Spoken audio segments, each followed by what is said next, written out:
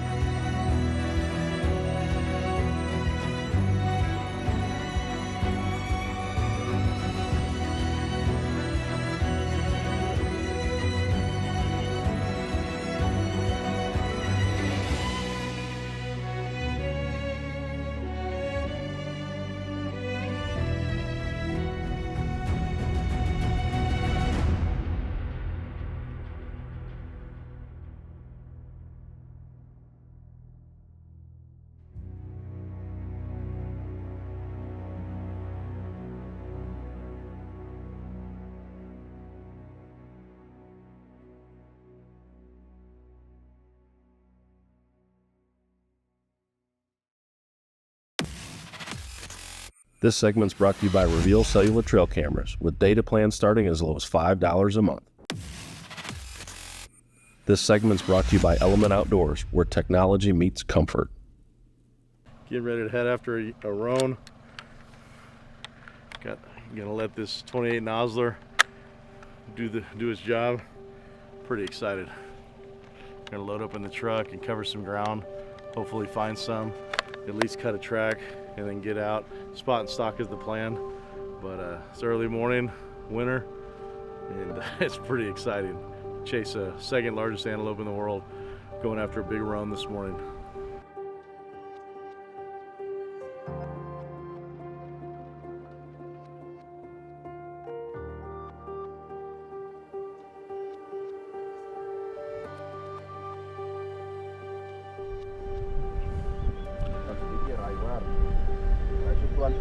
I don't speak Afrikaans, so I don't know exactly what he just said, but I know it's getting exciting. We brought the bow and the rifle over here this trip, and we've been bow hunting for a few days. The wind wasn't right this morning, so one of the benefits of being able to bring both weapons is now we get to see the vastness of Africa. This is a large property covering miles and miles, looking for tracks on the road, looking for animals off of the road. Right now we're hunting a big rone, or looking for a big rone. Hopefully we get lucky, but these animals, they get up in the morning and move, and then they bed down. So we got up early. For Africa, we got up early and we're hunting, so looking for something before it beds down. We just passed on a really nice blessed buck. We weren't able to get it on camera. They don't stick around very long, but what a neat way to be in the back of these hunting rigs to see Africa. Beautiful day.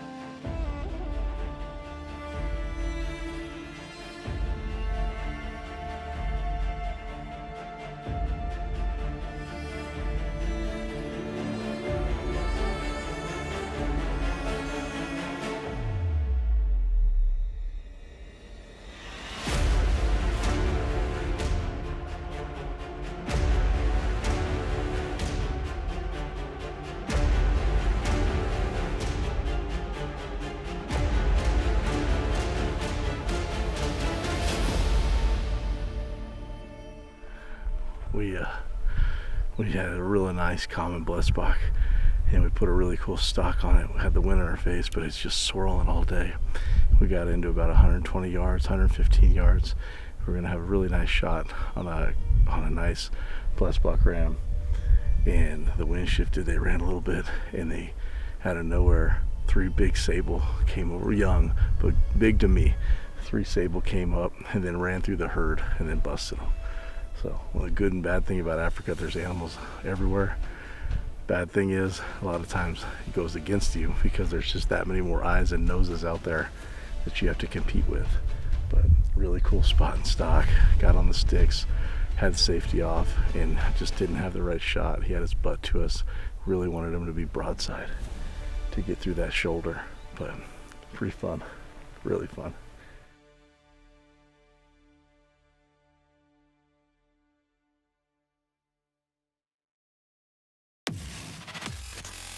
This segment's brought to you by Orange Corn Company, your ultimate wildlife attractant. This segment's brought to you by Element Outdoors, where technology meets comfort.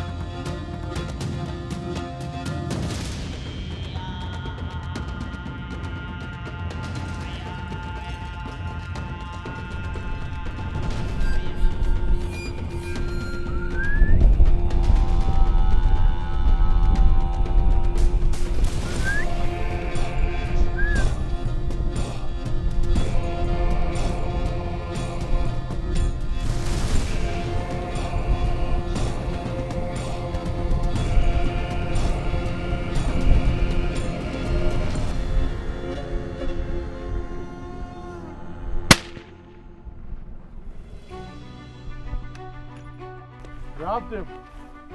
Down. Finally. That's awesome. Thank you. Thank you. Thank you.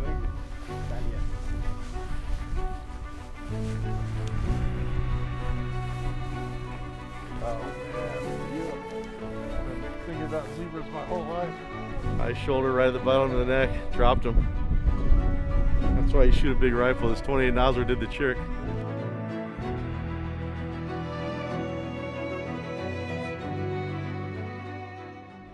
You can't go on a safari, in my opinion, without trying to get a zebra. We've seen them for a couple days, but they weren't coming into water when we were bow hunting, or we didn't have a shot. One came in once, we had to pass while we were Cape Buffalo hunting. And this afternoon, we were about to break for lunch. It's a winter day, the sun's getting up, and we're actually rone hunting, and we came across a nice group of zebras. And Jan Lowe found this stallion, and he's old, he's a little worn down because he's old. His hooves are getting very worn. How old do you think an animal like this is? This male is probably about 7 years old. 7? And so 6 years, 7 years. And so you had told me when they were moving through the brush to make sure that we either had a broadside shot, and then when he looked at us, what'd you do? Just tell me to Just put it through the shoulder. Put it in the front point of the shoulder on the angle he was standing, and we dropped him right there. There's 28 Noslers, and they always do good jobs. It hit hard. I was not expecting to drop him, but it sure makes the tracking job easy. Thank you very much. Pleasure, sir. Yes, sir. Thank you.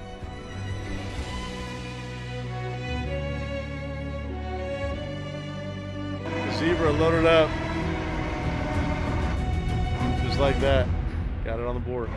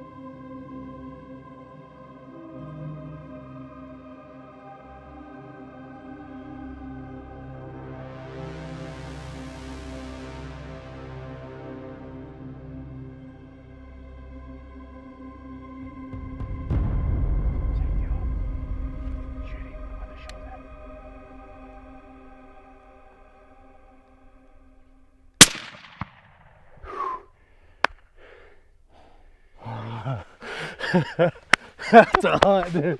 That is a hunt. That's worked out. Oh my gosh, you called it. We just got a monster rone right before sunset. Let's go, Jake. Right before sunset. All day these animals have been bedded up. We've been fighting swirling winds. Couldn't get a wind in our favor. Finally, before last light, Jan Lo made a plan. And we made like, I don't know, we've been on maybe a 2-mile working all the way around these animals. We knew they were in a blockage of brush. We had to get all the way around them to get the wind in our favor. The sun's going down on another beautiful African sky, and we got a big rone down. I'm sitting here laughing because you kind of had to be here today to understand how difficult this rone hunt was. The wind would not cooperate. It was swirling all day. Typically it blows out of the north, or predominantly out of the north here in South Africa, and today it was blowing out of the south. And every time we'd make a play from the south, the wind would swish out of the north, and then it would come out of the east, then it would swirl. And all day we kept spotting and stalking, moving, hiking. We tracked some animals with our tracker Philemon, and we never wanted to push the animals too hard. Anytime we thought we were stressing them out or that they would find us or they would smell us, we would back out completely. We only wanted to go make a big push if we thought we could get it done. And here at last light, I mean, we're watching the sun go down in this African sky. A giant rone came out of the brush right where we thought we bedded him down earlier. Put a big, over a mile stalk, a hike all the way around to get the wind in our favor. He came out, I don't know, what did we have him at, 120 meters? Just, you know, he had this 28 nozzler dialed in. It's shooting a 175 grain bullet, and we put it high on the shoulder and dropped him. I can't believe we got it on film. I can't believe we got it done after this long, great day. The weather's awesome here in South Africa. It's winter, but when those winds aren't working with you, it makes it pretty interesting. But I'm very blessed. We're very grateful. We got this great rone on the ground, and I couldn't be happier. Thank you, Limcroma Safaris. Thank you, Brian Spicer, for the invite. It's just awesome. This segment's brought to you by Element Outdoors, where technology meets comfort. This segment's brought to you by Reveal Cellular Trail Cameras, with data plans starting as low as $5 a month. So it's the last day of our safari here at Limcroma Safaris. We're just talking about 7 days just isn't enough to really enjoy the experience. 10 to 14 is always better. So I got Big Jason on the truck with me. We're going to ride around for the last evening. He's still got a Gemsbuck to check off of his list, and Art told me he's going to try to put me on a real legit kudu too. So we'll see if we can't get those two done this afternoon. Just a fantastic day. Like I said, we're wrapping things up and just figured we'd jump in the high rack together and share some time before we get on the airplane home. Absolutely. It's a fast trip. It happens real quick. Those 7 days fly by. One of the unique things about this, I didn't know how it was going to be. Everybody at Limcroma gets your own PH. You go your separate ways. You have breakfast in the morning, go your separate way during the day, and you get to come home and tell all your stories about how your day went. But on the last evening over here in the Dark Continent, we wanted to ride around together. These PHs that we're sitting next to have become good friends, great friends actually. Except for Art. Except for our friend Art. I don't know if he's got a future in this business or not. But looking for a couple more great animals to end out a hell of a trip in Africa.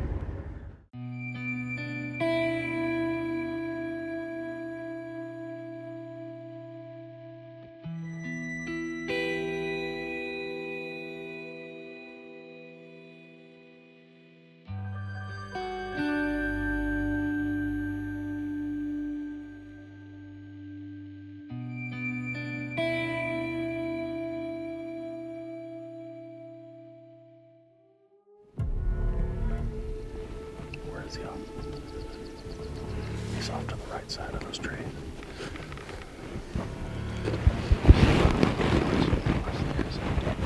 Yeah. Yeah. To the right of that, and about another 50 yards or so past it. Okay.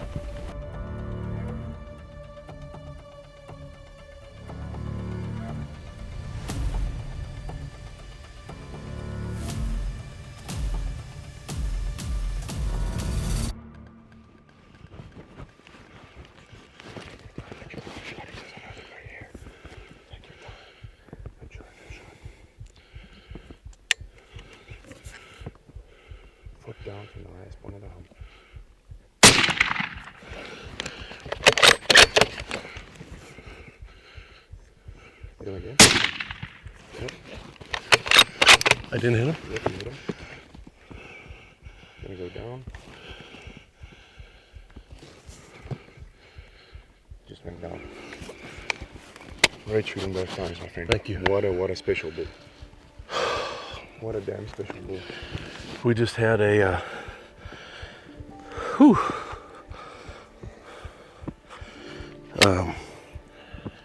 We just had a unique opportunity, to say the least.